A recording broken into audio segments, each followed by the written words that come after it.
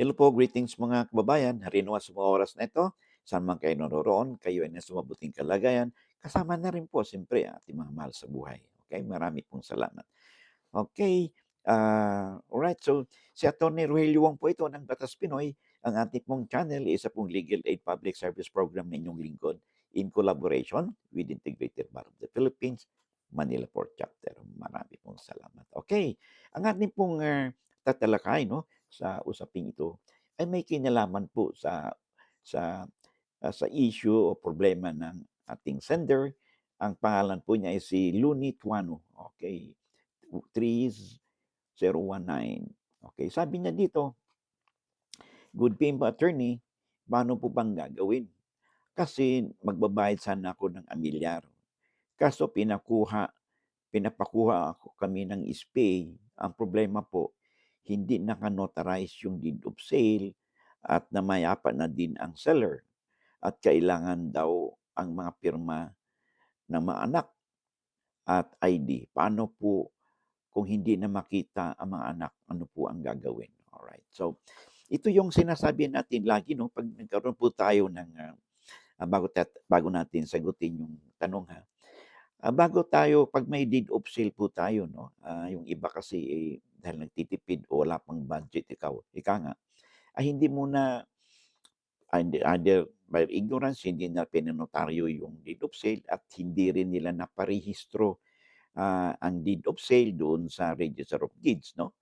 Ah, yun ang problema dito kasi kung 'pag ganyang situation tulad nito 'no, hindi na notarize 'no, siyempre 'pag hindi na notarize hindi po tatanggapin ang inyong deed of sale, ah, for registration 'no, sa anumang ehensya ng pamahalaan tulad ng Register of Deeds 'no, Assessor's Office at gano'n na rin sa BIR 'no. Kasi kailangan para maging admissible 'yan 'no, ay at isang maituturing na public instrument ay kailangan notarized po ang ating mga dokumento.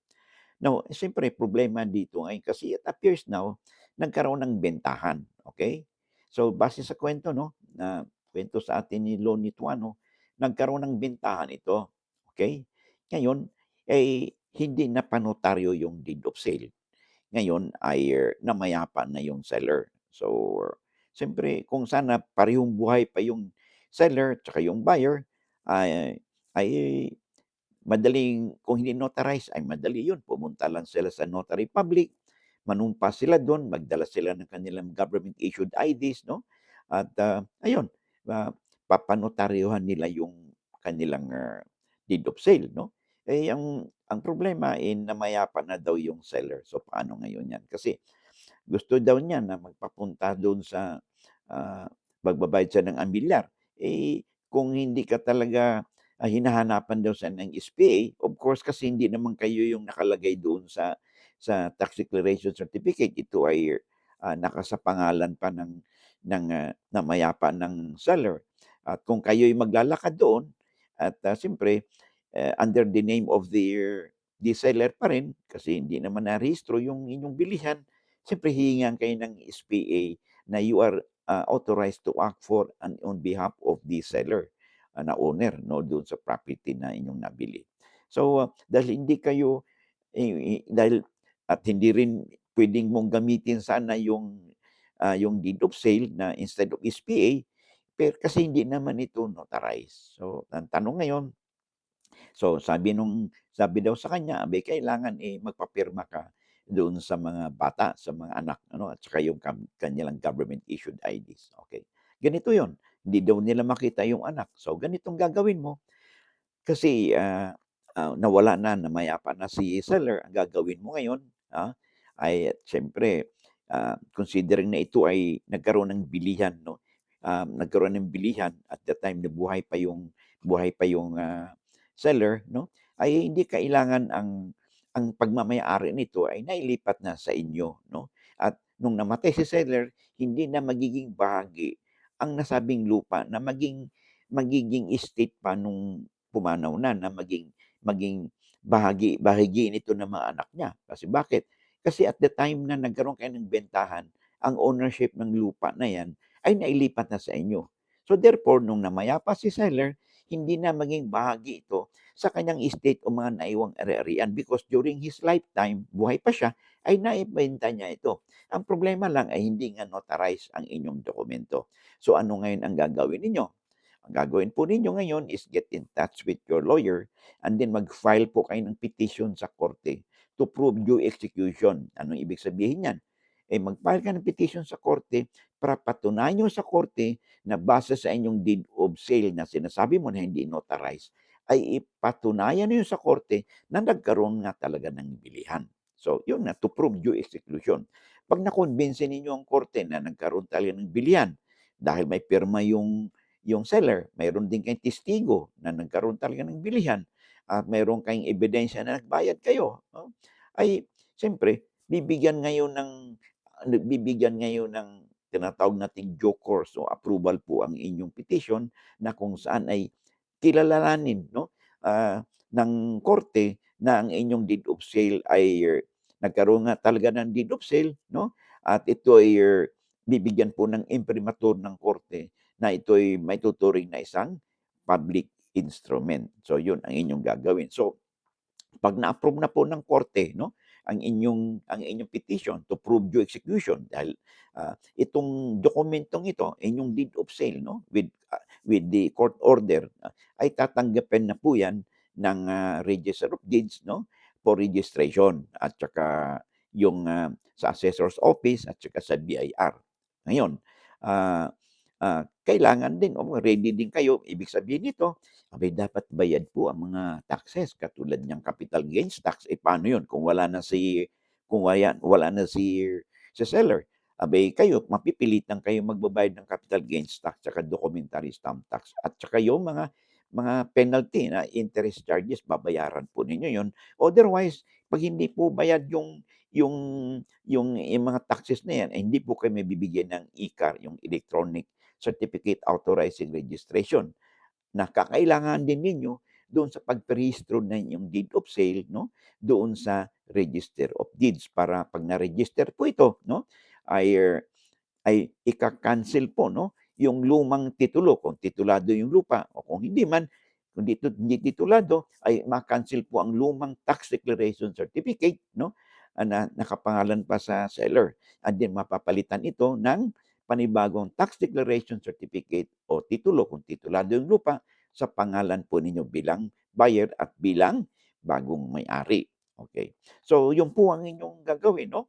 So, of course, maging ready din po kayo, 'no, sa mga kailangang dokumento. Meron dapat kayong, government issued IDs, 'no, at tsaka yung ano po, yung, tinatawag din nating, yung mga, ah, yung, yung mga TIN ninyo, 'no? Of course, siyempre hahanapan din kayo ng TIN ng seller. Ang problema niyan, kung walang TIN yung seller, paano 'yon? So kailangan ikuha po ninyo. Puwede na po yun, ikuha po ninyo ng TIN sa BIR yung seller na namayapa na for mabigyan po siya ng TIN do'n, okay?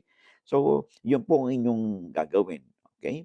So, maging lesson po sa atin yun, ha, na 'pag tayo po ay nakabili po ng lupa ay hangga't maaari po, ipanotaryo kaagad yan, 'no, notaryado at, dapat, mabayaran yung kaakibat na taxes upang marehistro po ito, 'no, doon sa Register of Deeds. At dagdag pa rito, ay isa po sa requirements din, 'no, 'pag kayo ay magparehistro o pumunta sa BIR, ay dapat meron din kayong tax clearance.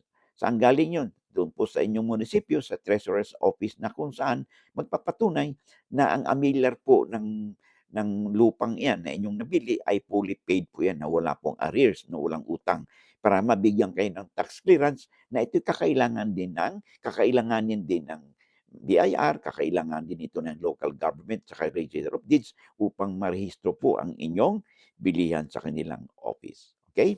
Maraming salamat and I hope nabigyan po natin ng katugunan ang tanong sa atin ni Lonnie Tuano. Alright? So, bago tayo magpatuloy, I would like to announce pala, ha, ang Batas Pinoy po, meron po tayong, ah, Facebook account, 'no, may page na po tayo doon. So you could follow me and subscribe po kayo. Paki-spread po ang news po nito upang sa gano'n ay mas marami pa po tayong ma-reach out ng mga kababayan, kaibigan po, 'no, natin o inyong kakilala po ninyo, o at, sila din po ay meron ding pagkakataon na may matutunan din sila at may mapulot din sila sa mga pinag-usapan natin, dito sa YouTube. Sabi nga natin ay lamang na ang may alam sa batas. Of course, sa mga subscribers po natin, mga viewers, likers po natin sa YouTube, 'no. Marami pong salamat sa inyong pagsuporta sa ating channel. Kung di po sa inyong pagsuporta, 'no, ay siguro po hindi wala na po tayo sa YouTube, 'no, sa social media. It is because of your encouragement, of your support that we are still here, because of you. And, our advocacy to spread out the legal information, for the benefits of our viewers, mga public po natin, legal information so that they too, they will have the opportunity na may mapulot sila, may matutunan din po sila sa ating mga pinag-usapan. Because for all you know, yung pong pinag-usapan po natin dito ay makapag-relate po sila, or this could be relevant po sa kanilang situation o kanilang pinagdadaanan sa kasalukuyan, o sa hinaharap, At sila po ay properly informed po sila, na sa ating mga kaakibat na batas na may kinalaman po sa usapin natin, sa pang-araw-araw nating, buhay, dito sa ating, lipunan. Okay. So, maraming salamat sa inyong, suporta, sa inyong pagtangkilik, and I hope to see you again in the next video po natin. Maraming salamat and God bless.